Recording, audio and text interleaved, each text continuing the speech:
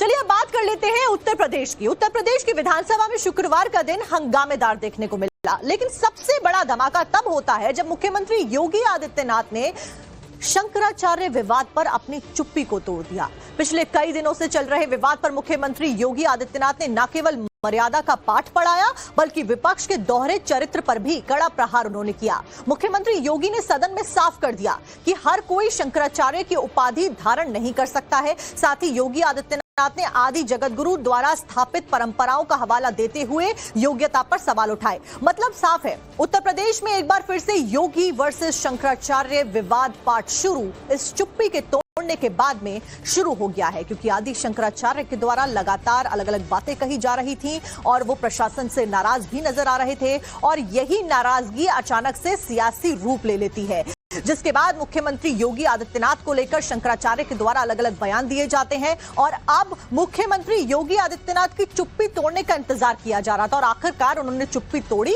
शंकराचार्य के ऊपर उन्होंने बयान दिया, जिसके बाद में अब इसे योगी वर्सेस शंकराचार्य पार्ट 2 करार किया जा रहा है।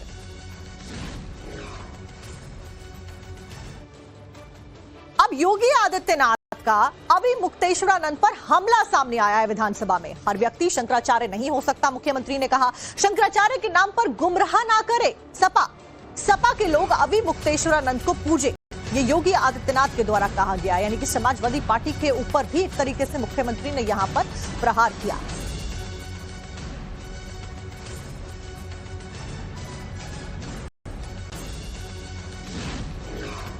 हर व्यक्ति शंकराचार्य नहीं लिख सकता। हर व्यक्ति हर पीठ के आचार्य के रूप में जाकर के जहां तहां वातावरण खराब नहीं कर सकता। उन मर्यादाओं का पालन सबको करना होगा। और अगर वो शंकराचार्य थे तो क्यों आप लोगों ने लाठीचार्ज किया था वाराणसी में? क्यों FIR लॉन्च किया था? आप नैतिकता की बात करते हैं। 4.5 करोड़ श्रद्धालु जहां पर आए हों, वहां पर जो एग्जिट गेट है, जहां से श्रद्धालु बाहर निकल रहा है स्नान करके, उस द्वार, उस पेंटून से, उस मार्ग से किसी को बाहर निकलने का कोई वो नहीं, क्योंकि उससे अंदर जाने का कोई प्रयास करता है तो एक नए स्टैम्पेड को जन्म देता है, वहां पे नए भगदड़ को जन्म देता है, श्रद्धालुओं के जीवन के साथ खिलवाड़ करता है। एक जिम्मेदार और मर्यादित व्यक्ति कभी इस प्रकार का आचरण नहीं कर सकता, कभी नहीं कर सकता। आपको पूछना है, सपा के लोग पूछे, हम लोग मर्यादित लोग हैं, कानून का शासन पर विश्वास करते हैं, कानून का शासन पालन करना भी जानते हैं, पालन करवाना भी जानते हैं, दोनों चीजों को एक साथ लागू करवाना जानते हैं। लेकिन इसके नाम पे गुमराह करना बंद करिए आप लोग। इसके साथ ही मुख्यमंत्री योगी आदित्यनाथ ने अभी मुक्तेश्वरानंद के शंकराचार्य होने पर एक बार फिर से सवाल उठा दिए और सनातन परंपरा का पाठ भी उन्होंने पढ़ाया है। शंकराचार्य नहीं लिख सकता। हर व्यक्ति हर पीठ के आचार्य के रूप में जाकर के जहां तहां वातावरण खराब नहीं कर सकता। उन मर्यादाओं का पालन सबको करना होगा। और अगर वो शंकराचार्य थे तो क्यों आप लोगों ने लाठीचार्ज किया था वाराणसी में? क्यों FIR लॉन्च किया था? आप नैतिकता की बात करते हैं।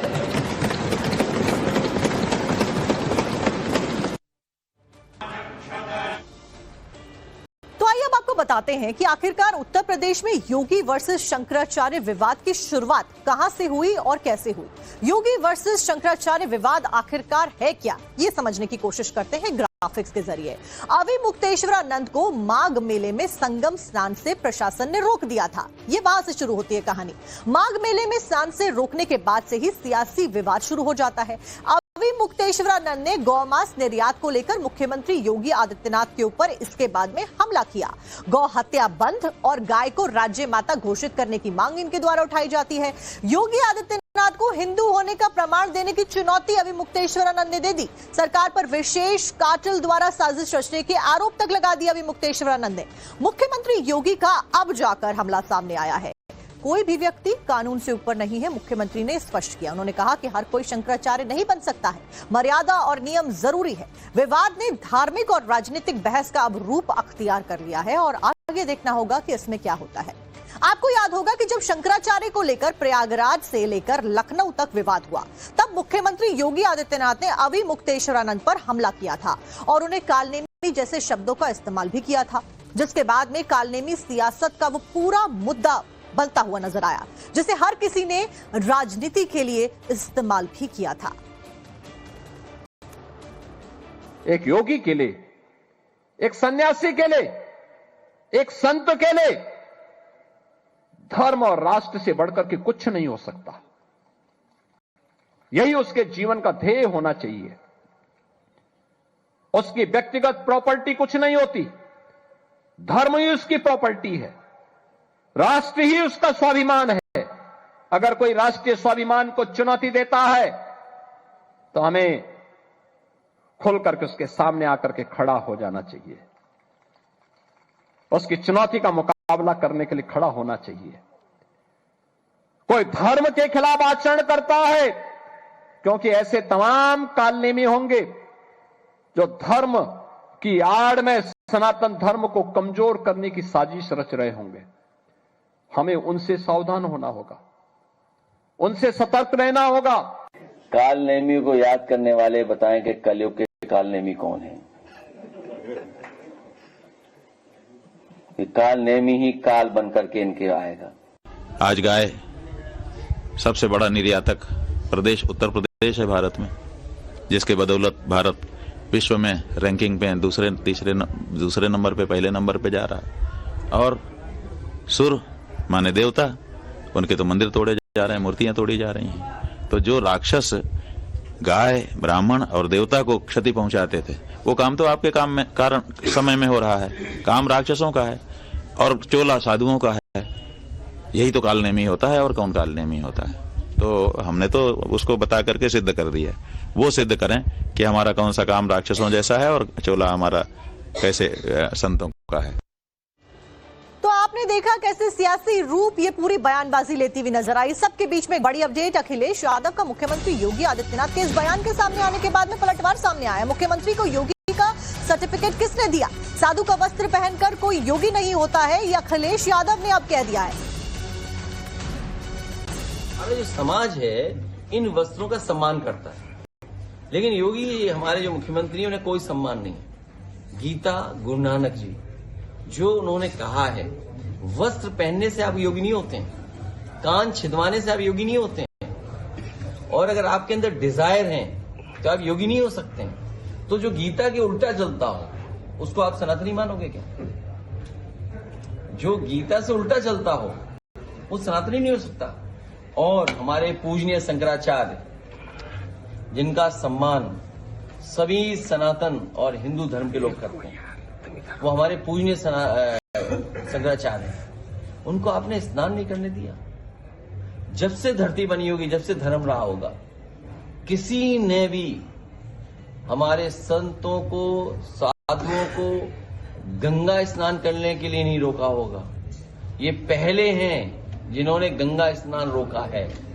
हमारे धर्म में ये माना जाता है पाप पड़ेगा इन पर। अब जब पाप पड़ेगा तो कौन बचा लेगा इन्हें? एक अधिकारी अगर पूछेगा शंकराचार्य जी के बारे में आपका सर्टिफिकेट परिचय क्या है, तो इससे बड़ा सनातन धर्म का, इससे बड़ा हमारे साधु संतों का, इससे बड़ा हमारी संस्कृति का, इससे बड़ा हमारे माघ मेला का, इससे बड़ा हमारे हिंदुस्तान का कोई अपमान नहीं हो सकता जो भारतीय जनता पार्टी अपने चापलूस अधिकारियों से करवा रहे हैं।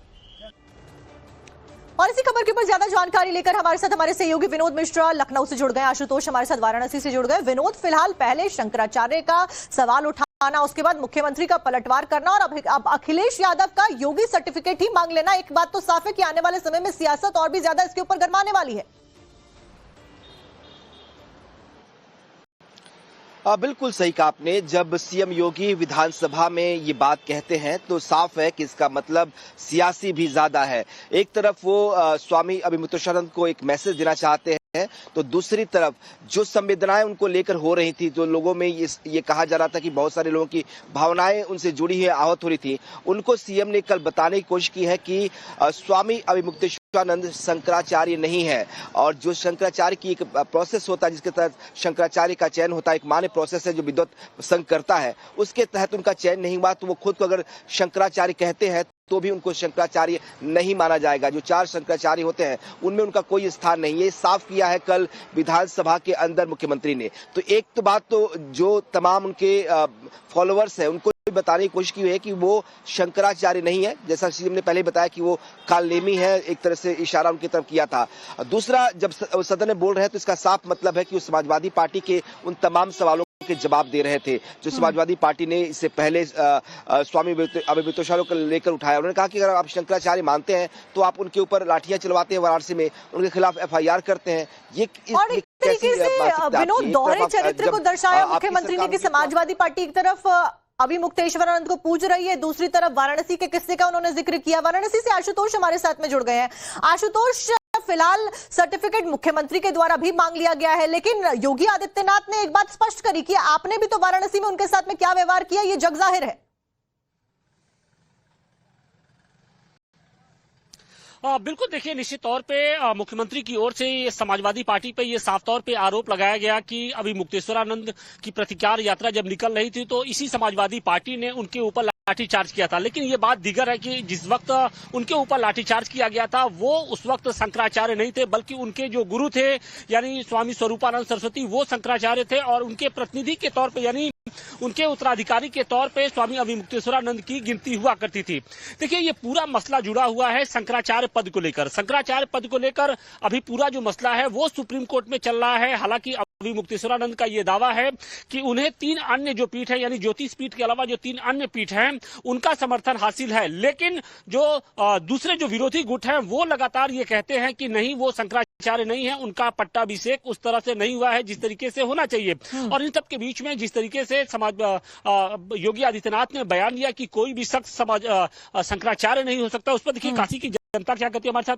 क्या लगता है कि कोई भी शख्स शंकराचार्य हो सकता है? आप लोग उनके बयान को किस तरीके से देखते हैं? योगी जी, देखिए, योगी जी अपना शासन चला रहे हैं और जो इसमें अभिमुक्तेश्वरानंद जी हैं, इसमें इनको बीच में हस्तक्षेप या आरोप प्रत्यारोप नहीं करना चाहिए। जिस हिसाब से इन्होंने राजनीति को बढ़ावा देने के चक्कर में इन्होंने शासन को बदनाम करने के लिए इन्होंने जो कार्य कृत्य किया है, ऐसा अभिमुक्तेश्वरानंद जी को नहीं करना चाहिए था। तो बिल्कुल, देखिए, ये काशी की भी जनता ये मान रही है कि अभिमुक्तेश्वरानंद लगातार जिस तरीके से बहुत सारे ऐसे मुद्दे थे जिसमें आउट ऑफ वे में जाकर कहीं ना कहीं सियासत अलग है, धर्म अलग है और दोनों को अपना अपना काम करना चाहिए, यही जनता भी कह रही है। फिलहाल आप दोनों का जानकारी देने के लिए बहुत बहुत शुक्रिया। और इसी के साथ में आगे आपको दिखाएंगे टीपू सुल्तान पर महाराष्ट्र में आखिरकार फिर से घमासान क्यों